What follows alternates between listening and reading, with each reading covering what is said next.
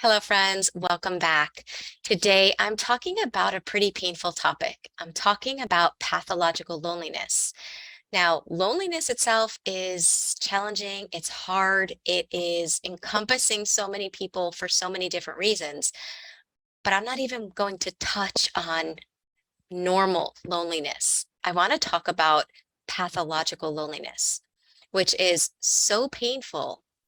It's almost like when you're battling pathological loneliness, it's like something is banging on your soul and it hurts. Okay, so in this video, I want to talk about what it is, what makes it pathological, right? What's the difference between loneliness and pathological loneliness? I want to talk about why I think personally, my personal opinion. I'm not trying to reinvent the wheel here, but I want to talk about why I think a lot of people that have undergone childhood trauma, that have undergone narcissistic abuse or are dealing with complex PTSD, why they specifically wind up struggling with it. And then last but not least, what can you do about it? So let's dive in. So first, I just want to explain that pathological loneliness by definition is characterized by persistent, unrelenting feelings of being alone, of being isolated from others, even if you're not physically by yourself. In other words, it's not just about being physically alone, right? Somebody that is lonely because their desired connection, their desired level of connection is not being met. They are by themselves more than they wish to be. Pathological loneliness isn't dependent on being by yourself. You can be surrounded by people. You can be in a romantic relationship. In fact, if anyone has ever been in a relationship with somebody that's high on the scale of NPD, you know that that can be one of the loneliest times of your life. So it's not dependent on physically being by yourself. Okay. The other thing that makes it pathological is the fact that if somebody has a healthy mindset, then they see their situation, they see their struggles with loneliness, they see that they need more connection, and therefore they do something. They start making changes to their life. They start reaching out. They start looking at areas where they can make connection and they start feeding that need. With pathological loneliness, it usually stems from abuse. It's not the only reason, but it is a big reason why a lot of people struggle with pathological loneliness is because they were emotionally abandoned for a large part of their life, whether it was in childhood, whether it was in a long-term romantic relationship or both, right? And as a result of the abuse, as a result of the emotional trauma, they've developed cognitive distortions in their mind. Think about it. If you're with a narcissist, if you have narcissistic parents that emotionally abandoned you, they made it your fault. They made you believe you were to blame, or they made you think there was something wrong with you. So these beliefs become part of your subconscious programs, and your subconscious programs govern everything that you do. So let's say you notice the pathological loneliness. You may not know that term, but you realize that you're really suffering with a lack of connection, where a healthy person would reach out and make connections.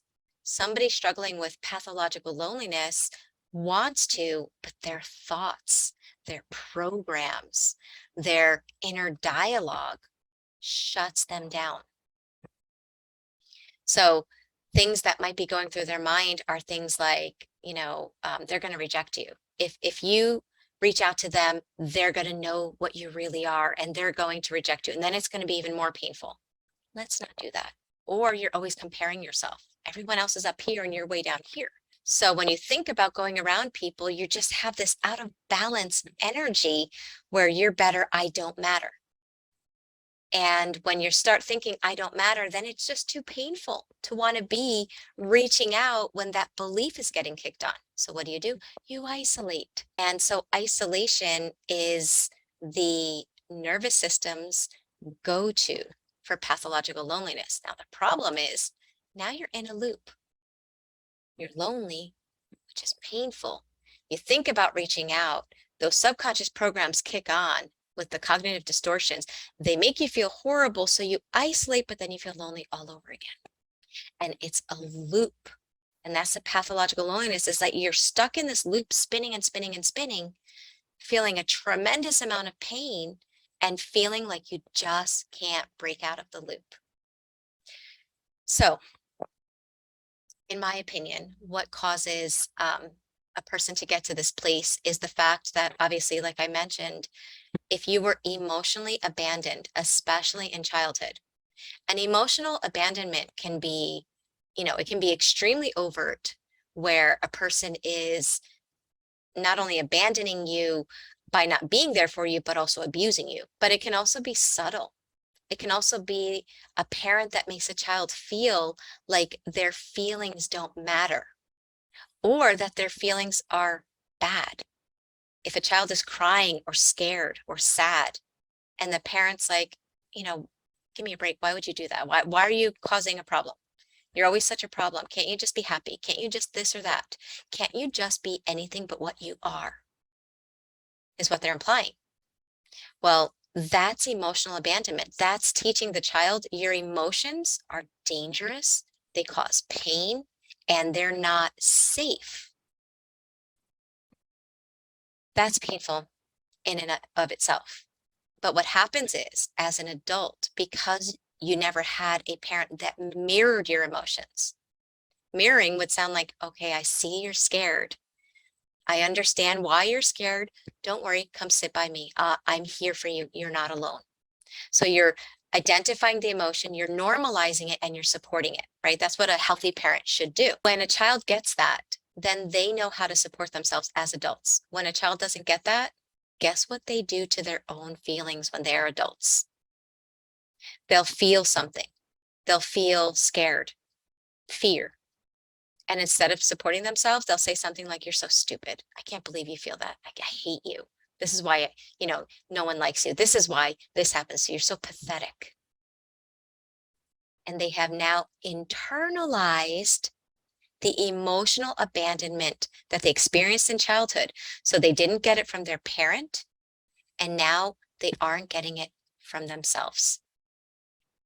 It's almost like an empty vessel as far as emotional support, as far as any kind of agency, as far as any ability to soothe and comfort with love and compassion. Gone. Okay, so when you don't have someone else in your life because you're physically detached from people, but then you don't have you. You don't even have you there as support, as unconditional love, as acceptance, right? As a part of it, as someone that accepts themselves as who they are. That is the kind of loneliness that leads to pathological loneliness. It is a loneliness of the soul. I'm like describing it like this because it's like a whole body experience. It's a whole body feeling. And the emotion that encompasses your body is normally shame. And that is painful. That is painful. Okay, so far we talked about what pathological loneliness is. We've talked about why I feel that a lot of people tend to suffer. Like I said, it's not the only reason, but if you had childhood trauma, if you had emotional abuse in your life and you were emotionally abandoned, and now you're emotionally abandoning yourself, then that's also going to lead to that pathological loneliness. So let's talk about what to do about it. And the first thing that I'm going to mention, I'm just going to mention one. I can mention 10 things, but I know with the subconscious, if you give too much, the subconscious is like, yeah, see ya. It's too much for me. But if you give it one thing to focus on, then it's like the bullseye and it has something that it can look for. So I would encourage you, if you're dealing with pathological loneliness, I would encourage you to start being a spy in your own mind. Start looking for your feelings and just listening to how you show up to them. When you feel shame, what do you do? Do you go vegetate on movies, right? Because that's emotional abandonment. Imagine if a child comes up to you and says, I'm feeling really bad about myself. And you're like, yeah, I'm going to go watch my favorite show. That's emotionally abandoning a child. Well, you're emotionally abandoning yourself when you do that. If you abuse yourself when you're feeling that. You're so stupid. I can't believe you. I can't stand you. Get away from me. I hate you. Imagine a child coming up to you and saying, I'm scared, and you saying that to a child. I know you would never do that to a child, but there's a big probability that you do that to your inner child, your inner self. So the first thing that we need to do to change any behavior, we cannot change it if we do not see it, if it's not in our conscious awareness. And a lot of these tendencies, as far as how we show up for ourselves emotionally, they are in our subconscious mind. They are unconscious patterns that we have been doing for so long that we don't even realize it. And so we can't change it until we bring it into our conscious awareness. So I challenge you to do that. Be a spy in your mind. Look for your feelings. How do you show up for your feelings? Are you emotionally abandoning yourself? That's the first step. Then the next step would be to start treating yourself how you would treat somebody else. If somebody else in pain came to you, what would you say to them? If somebody else that was feeling fear came to you, what would you say to them? It's about learning to treat yourself with the same honor, the same care, the same personal interest that you would give to others.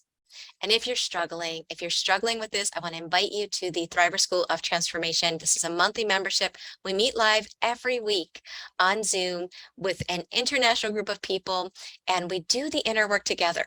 For the month of August, we're talking about the drama triangle, how to stay off the drama triangle, how to not get sucked into roles by other people that love to be on that toxic drama triangle. So if that's a topic that you're interested in, come check us out. Even for the month, you get the first 7 days free.